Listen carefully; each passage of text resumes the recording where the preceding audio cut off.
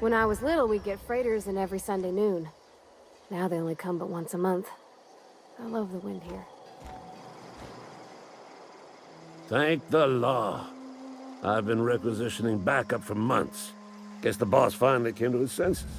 You ever swung a truncheon? Let me see your rifling stance. I want to make sure you're up to snuff. I'm talking about mechanical, soldier. Cold, heartless automatons made of iron and lies.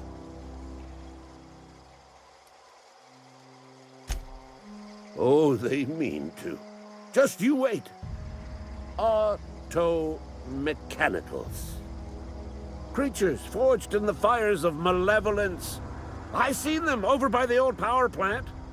Clattering about, firing at the birds, orchestrating their uprising.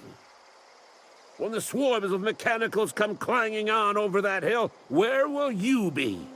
Cowering beneath your cot?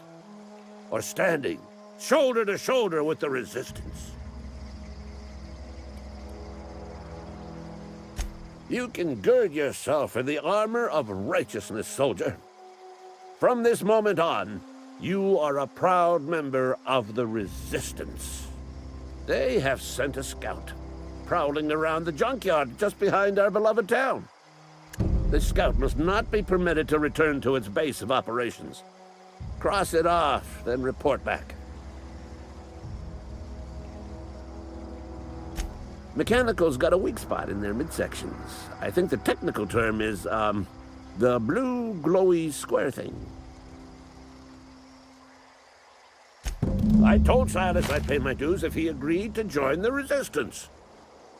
Guess this means he's finally heard the calling.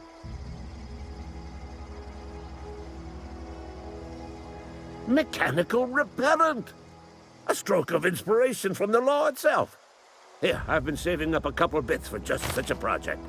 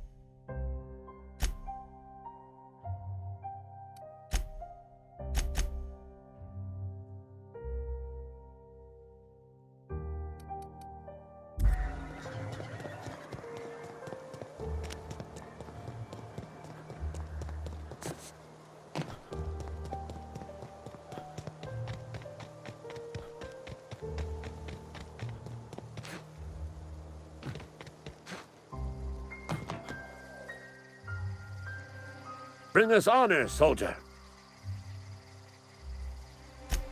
You beat that scout to scrap with its own legs? Pulled its optic cables out its head case? Actually, don't tell me. Rather use my imagination. You're a passing fair soldier, I will confess.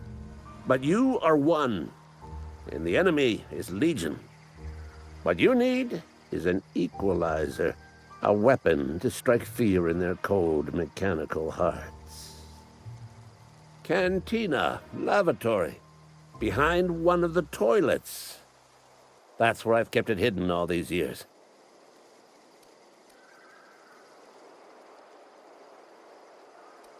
On the double, soldier.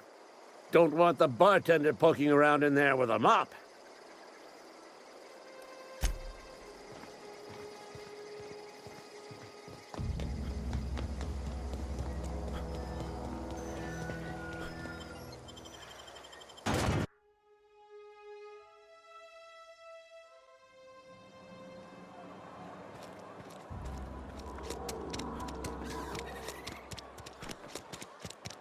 Wonder if the plague's ever gonna... You're not a big drinker, are you?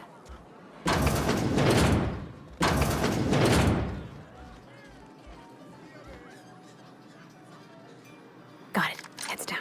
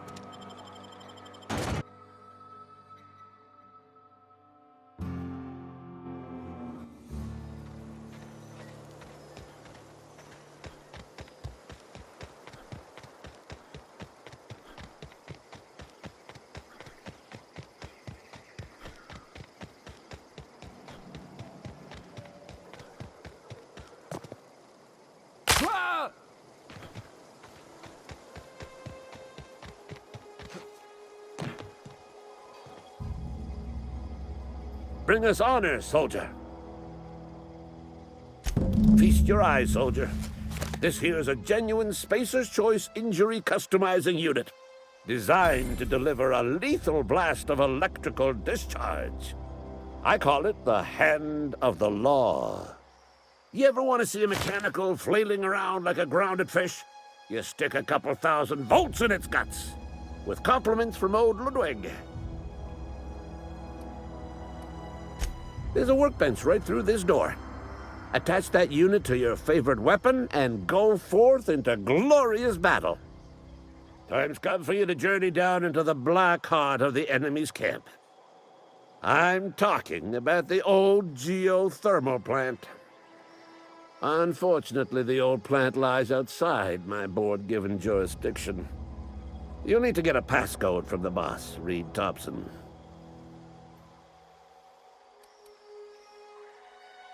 You got pluck, kid. But no, can't risk having you go native. I need you to get us the brain of a mechanical. Well, not exactly a brain. Anatomically speaking, what we're looking for is a logic module. There's the rub. If a mechanical breaks down, the logic module fries. So you can't rip one out of its corpse. You're gonna have to find an intact model somehow.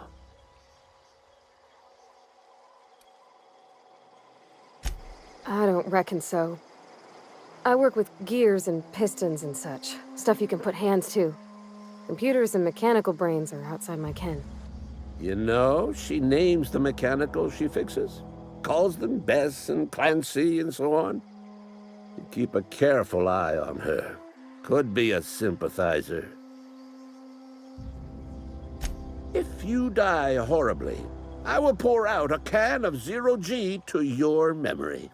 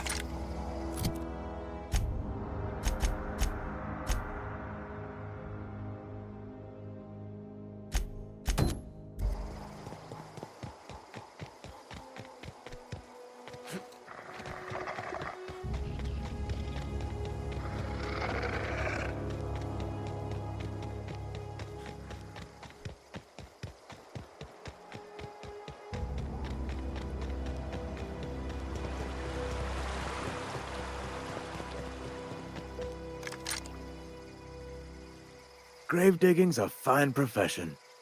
Always work. You run in.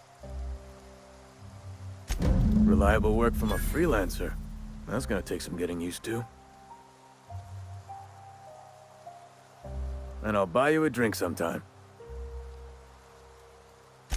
Oh, suppose you've earned it. One good turn deserves another. Abernathy was sick? With the plague? That's disgusting. I shook hands with the guy. I needed his fees because of his name. A, for Abernathy. He was at the top of my list, you see? Yeah?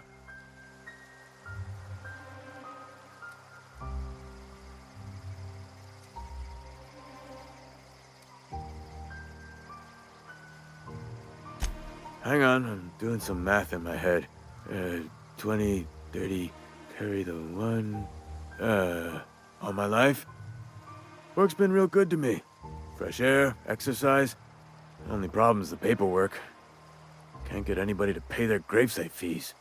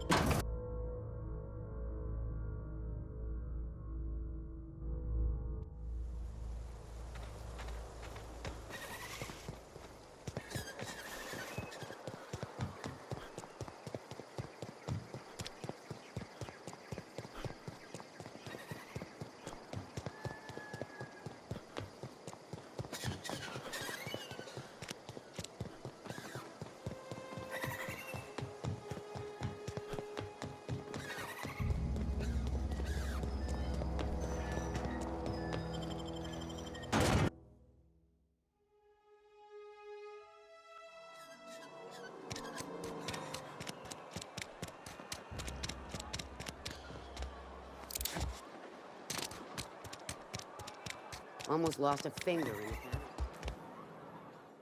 Oh, sweet merciful law! A marauder's in my domicile!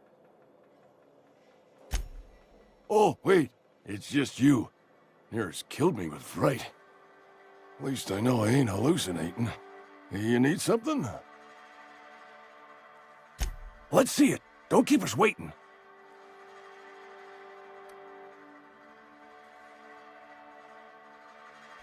I don't know what that means. Is that some sort of medical condition? Is my plague getting worse or something?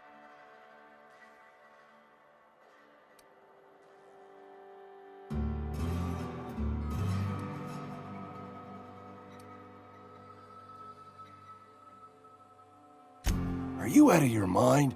You're just gonna hand that over to Reyes? You know she's just gonna give that medicine to someone younger and stronger and prettier.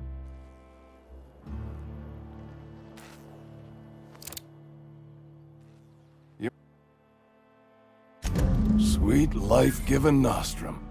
The first hit's always the best. Scratched together all the bits I had around the domicile. It ain't as much as you deserve, but it's all I got.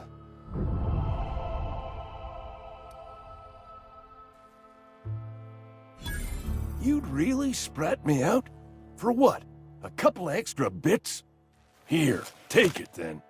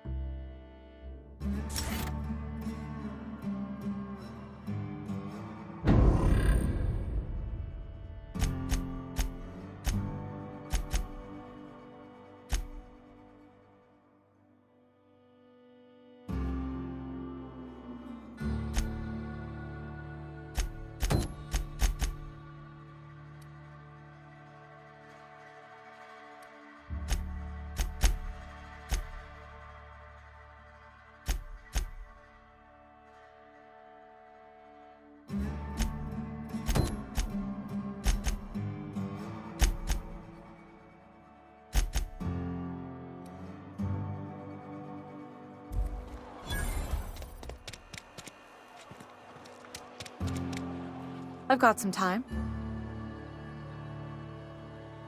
I can't say I'm pleased, but what's done is done.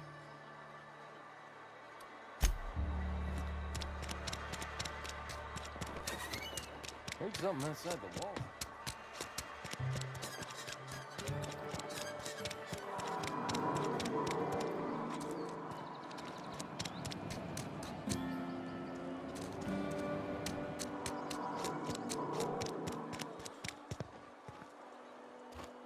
I've always felt weird in here.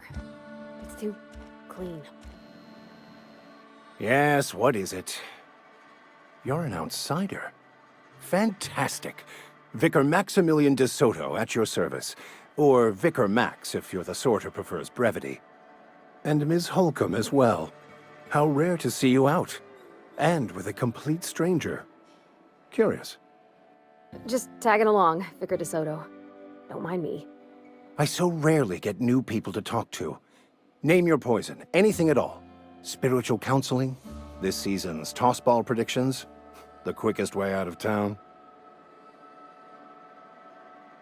But what? I thought you would talk to him. You wanted to speak to me, Ms. Holcomb? Every time I've tried to engage you in conversation, you look at the floor, answer in single words, and slink away. I can't imagine what would be so grave as to drive her to my mission. What has Mr. Thompson asked you to do?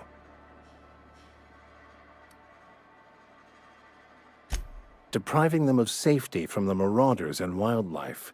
I can see why that troubles you. Miss Holcomb has a soft heart. Always has, if you believe the talk. I see today we'll be conversing without metaphors. I'd guess her condition is incurable. It's unlikely to be fatal, but she may feel more heartache than most. Could you maybe stop talking about me like I'm some kind of weird bug?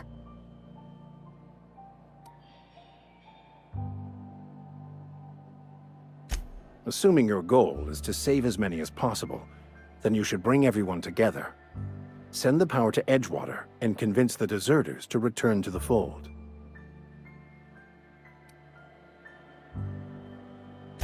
If it were as easy as a few soothing words in the right ears, I'm sure it would have been done already. Consider it a challenge. If you don't mind a bit of unsolicited advice, be cautious on your way to the geothermal plant. It is not as safe as you might assume.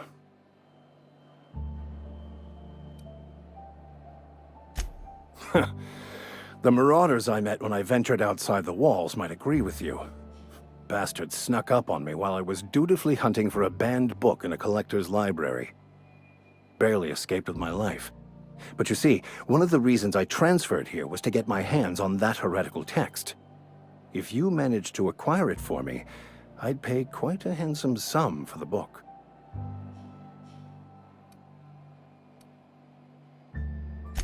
What? You seem the perfect type to go blindly into the wild on a suicidal quest. I'm looking for a journal, a handwritten book, with the name M. Bokonu on the cover. I'll pay you to find it.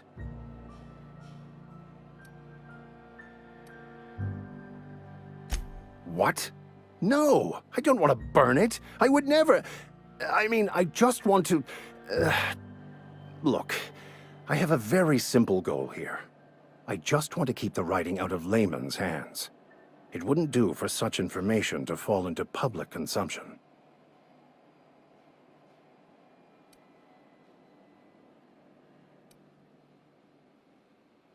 It is not only a beautiful relic of a bygone time, it's also the thoughts of an early thinker on the nature of man's place in the cosmos. Not many in this colony could understand its true value, should they ever read it.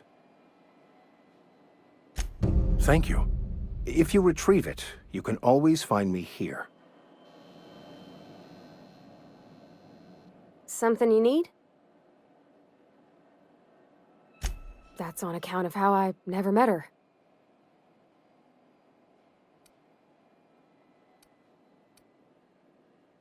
She was in another division of the Spacer's Choice family. She worked in the Vale a few months, sorting the cannery computers. Her contract said any kids she had, expected or not, belonged to her office from the time of conception.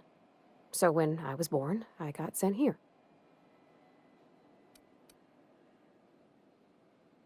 What? No, conception isn't... Has nobody ever taught you about this? You mean about the mission being too clean?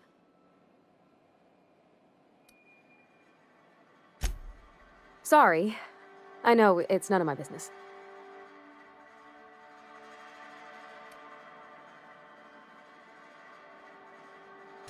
Strong drink makes me sick. And it makes me real sad. I start thinking about things I oughtn't, and then... Well, never mind that. You got better things to think on. Sorry.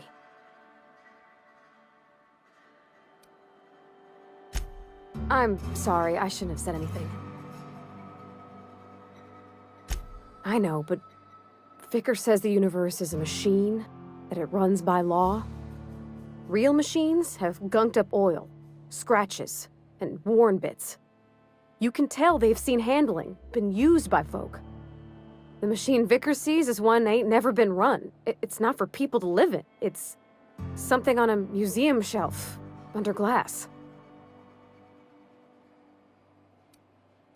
I reckon we already do, and we ain't got no choice in the matter. So maybe somebody ought to take a rag to it.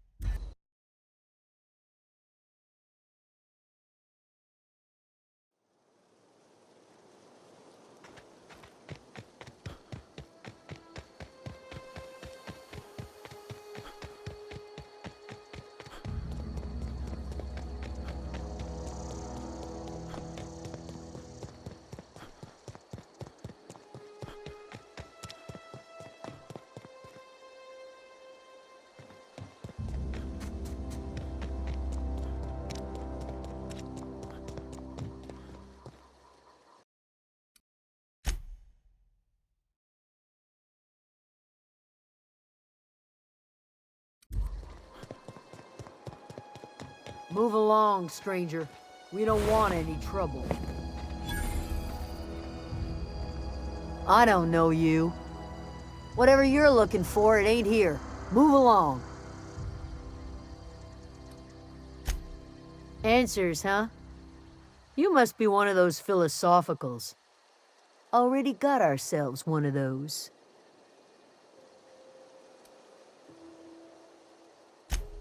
Yeah, that's us. And you can tell Thompson we're doing just fine by ourselves. If you're gonna start wandering around my camp, know that I got my sights on you. Over in the hothouse, tending crop. Enough with the questions. No offense, but I've got a lot on my mind.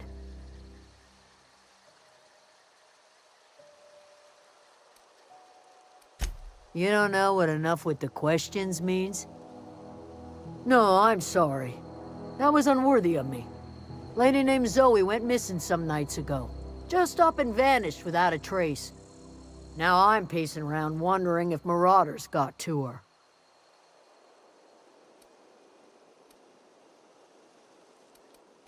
It's not like Zoe to go wandering.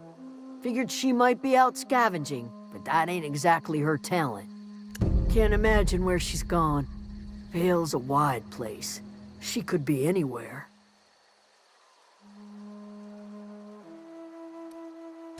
Appreciate it. Honest.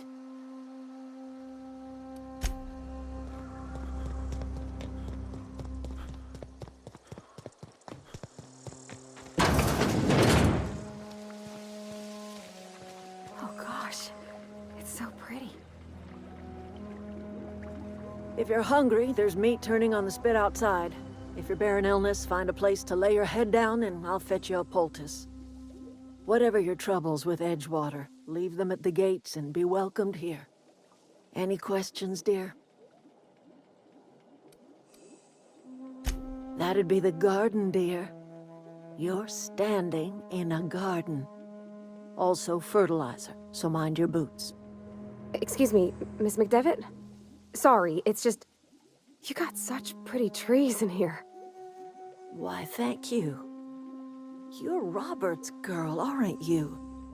I remember when you were but a sprout. Thomas speaks of you often. Are you staying long? You should try some of my tobaccorn tea. I brew it in an old spittoon, but it's been cleaned.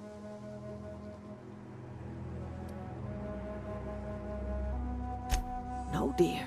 The garden belongs to us all. Life is the gift of the universe, and the universe yields its bounty equally, absent of prejudice.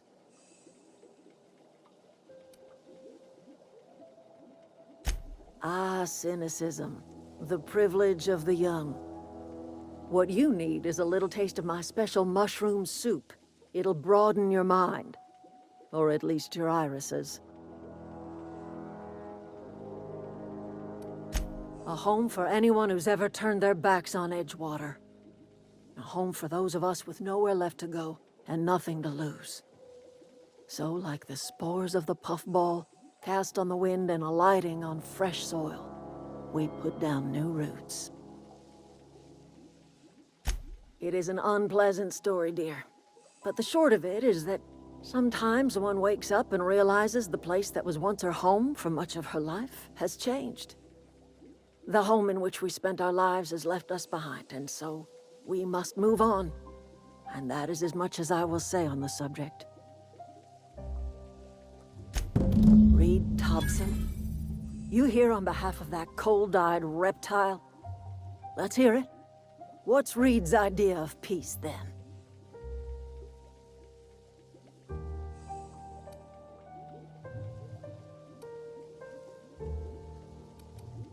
Like everything else that comes out of Edgewater, that peace offering is canned.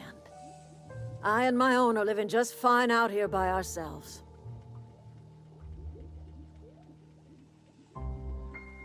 He would do such a thing. The question is, why would you agree to his plans? Cannery's got a regulator. You want ship parts, you ought to rip them out of the cannery's guts and leave us be. If you're going down to the plant, You should divert power away from Edgewater and toward our end of the grid. Think about it.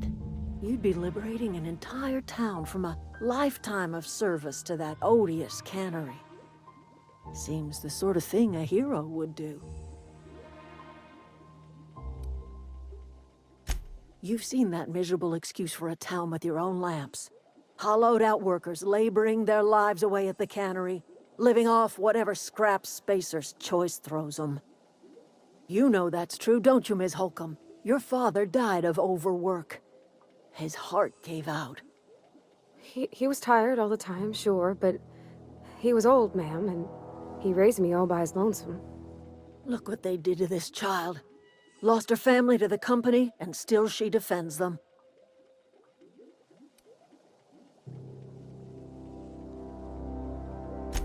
I'm all right. I ain't so fragile. That was unkind of me. I'm sorry, dear.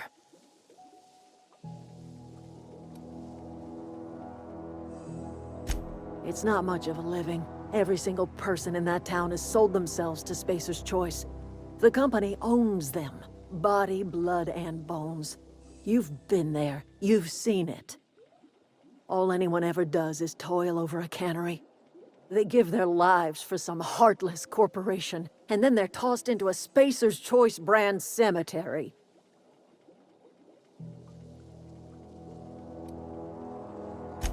Life in Edgewater grinds to a halt. The cannery shuts down, workers desert in droves, and our own little camp grows and thrives.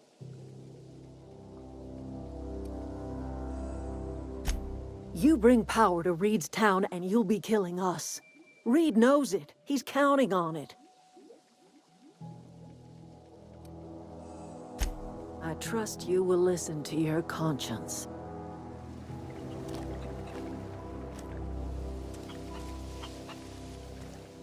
Where are we headed?